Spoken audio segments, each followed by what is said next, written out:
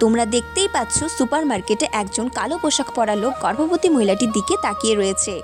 লোকটি মহিলাটির হাঁচি দেওয়া দেখে দৌড়ে এগিয়ে এলো। তিনি মহিলাটিকে একটি রুমাল দিলেন এবং নিজের যত্ন নিতে বললেন। গর্ভবতী মহিলাটি খুবই অবাক হলো।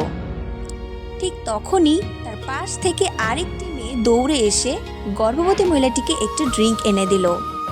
গর্ভবতী মহিলাটি বুঝতে পারছিল না আজ কেন সে এত দয়ালু মানুষের মুখোমুখি হলো। গর্ভবতী মহিলাটি দোকানের এক কর্মীকে জিজ্ঞাসা করলো যে সেই মানুষগুলো কি দোকানের আয়োজিত কোনো অনুষ্ঠানের অংশ ছিল।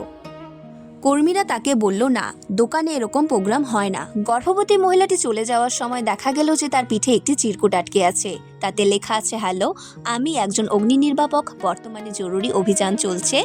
সে 35 সপ্তাহের গর্ভবতী এবং আমি তার সাথে থাকতে পারছি না। তুমি কি আমার জন্য তার যত্ন নিতে পারবে?